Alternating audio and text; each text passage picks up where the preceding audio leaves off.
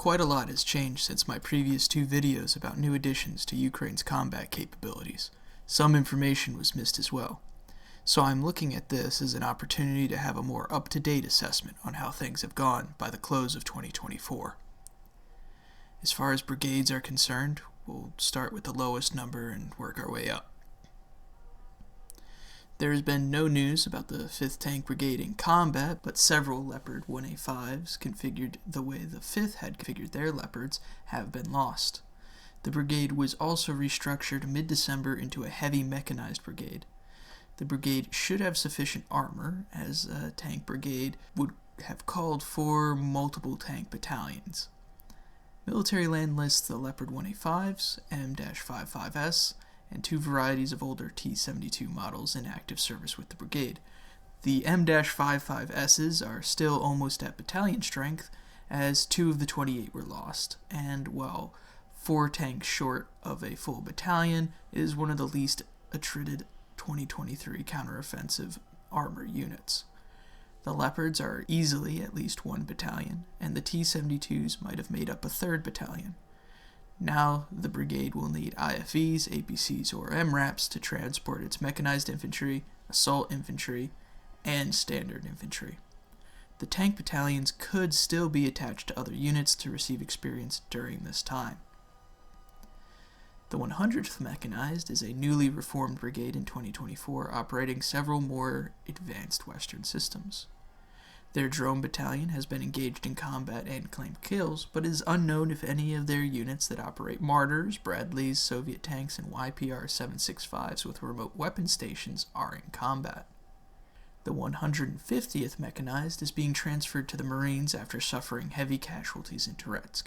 The brigade was equipped to Ukrainian 2022 standards with T-64BV OBR 2017 MBTs, BMP-2, and BMP-1 TS IFVs, as well as 2S1 self-propelled guns. The 151st Mechanized has been seen in Pokrovsk back in September, according to a Pravda article detailing infantry engagements, in which elements of that brigade struggled due to their fresh nature despite being fully staffed. The 152nd Jaeger has been seen in training with Kipri MRAPs in late November, and a post on Ukrainian military YouTube page indicated that they have been engaged in defensive operations for the last 20-ish days. An article by Military Land, running on multiple other listed sources, indicates a troubled history of the brigade, seeing partial combat since at least August 2024. Considered now largely combat ineffective, most of their period of training was taken up constantly burdened with changing brigade types and having to focus on things they no longer needed. Many troops were reassigned to brigades in combat to bolster their manpower. It is unlikely much good news will be made of the 152nd, who, for all purposes, may potentially be completely combat ineffective due to losses and poor management. The 153rd is still mechanized and potentially will be equipped with some of the 400 strikers that are being sent by the United States. The 154th was located in Vovchansk, or at least the artillery unit, according to the United 24 YouTube page. The 155th Mech is the French brigade, not yet completely deployed and in need of drone jammers, and also in need of a new commander which was recently assigned to them. While elements are deployed near Pokrovsk, the brigade is having a hard time with desertions due to poor morale from conscripted persons who did not have time to be molded into the unit during the training phase. Both the 156th and 157th were only converted from infantry to mechanized brigades in October of 2024, and thus must complete new training for the 3 minimum mech battalions and 1 tank battalion each for these brigades. This will take time, 2 months at the fastest if the equipment is available, meaning they likely will not see combat until 2025. Footage in December showed up online reportedly showing the evacuation of wounded from the 157th Mechanized Brigade in Kharkov, a larger settlement that has been encircled for almost the entirety of fall. It's located south of the Pokrovsk direction. The city was recently declared lost. This could be suggestive that at least part of the brigade is in combat in the similar piece-by-piece style other brigades in the 150 series have been deployed. in which battalions and not the whole brigade are attached to different units. The 158th Mechanized has only just begun training in Poland, so their deployment is not anytime soon. The 159th gained the 1st Mechanized Battalion, consisting of right sector veterans who were purged from the 67th Mechanized after its transfer to territorial defense. The 117th, that operates Polish PT-91s, it is one of the 3 brigades raised to this status. It is the only brigade from the 2023 offensive to gain this honor, as it is likely the only counteroffensive brigade without a gaping hole of armor, as the PT-91s have been targeted with far less intensity than NATO-built MBTs, with only 10 recorded losses out of the 60. Ukraine would only have to source another 10 MBTs compatible with Soviet parts and guns to run 2 full tank battalions for the brigade. The 100th, 95th, and 47th Brigades operate Bradleys now, along with the 425th Separate Assault Battalion, the last of which also operates the Guardian ASVs, which have been seeing combat and are likely behind the 3 lost vehicles so far. This reflects a strategy to maximize the effect of U.S. aid in the short term instead of conserving for sustainment of combat strength of individual units throughout 2025. In terms of changes in equipment, Dutch government reporting indicates an increase of YPR 765s from the Oryx figure of 264 to a new number of 353, a difference of 89. This could be the size of the fleet of YPR-765s delivered with RWS systems which have been seen in combat, but this is highly speculative. A limited number of Belgian AIFV-B-25s have been seen in Ukrainian service this December. At least 1, maybe 2, have been lost in Kursk at this time, and Oryx is categorizing them under the YPR-765 section. The PBV-302 fleet is in combat and in Kursk, as evidenced by a modified one moving through Sudza. It is unknown if all 250 are in one place.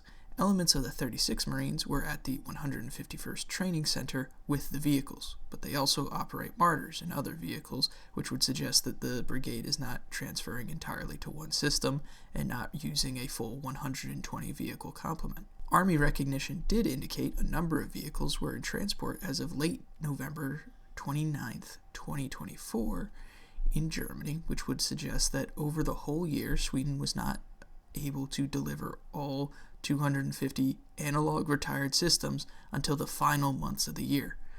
Both the PBV and AIFV have been seen in use in Kursk in their first combat deployments, indicating desperation for a certain standard of kit in the region regardless of crew experience. As for Canada's ASCV LAV 6.0s, these were seen training in Poland in November. Their deployment will likely not occur until 2025. Scandinavia is going to probably come through with 40 CV9035NLs in 2025. These will replace the CV9040Cs they lost so far in combat with some left over.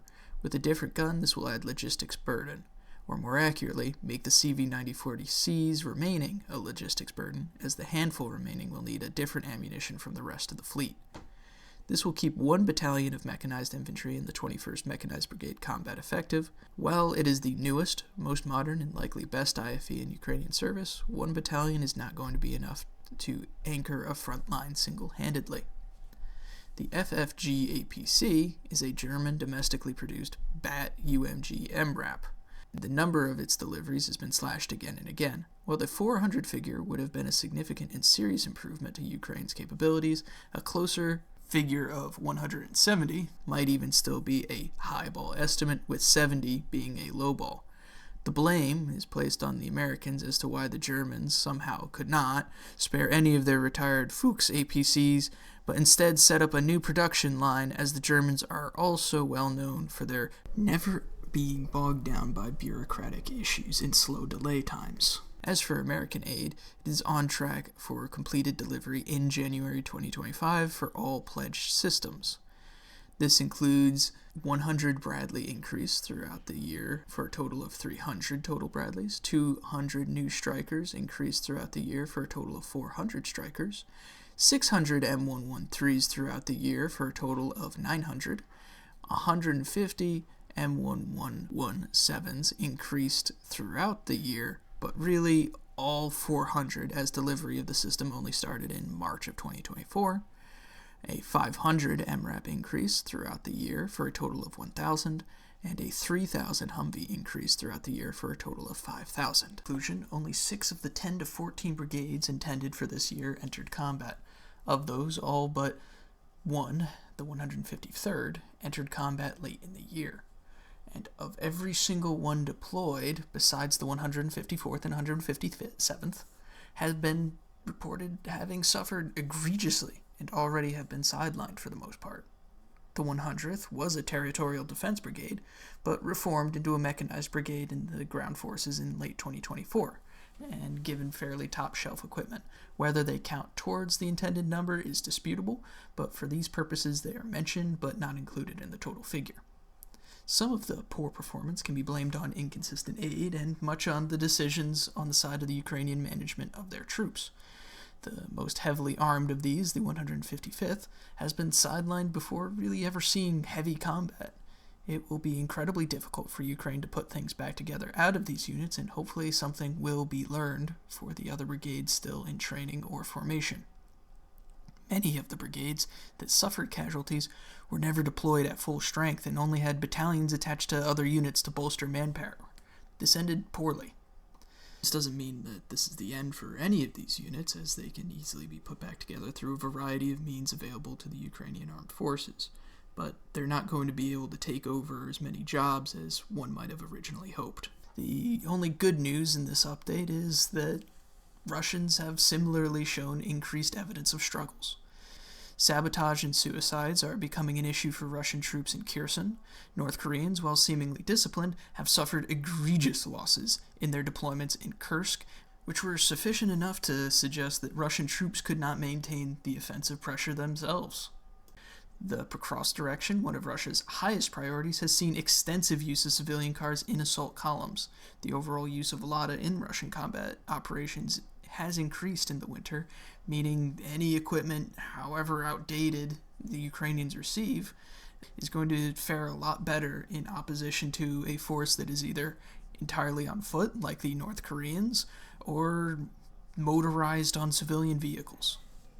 That's going to close out basically the 2024 year. I have data set up and scripts written for the first part in looking at survivability in vehicles in use in Ukraine, and that will take a little bit of time to put together the rest of. Until then, thank you.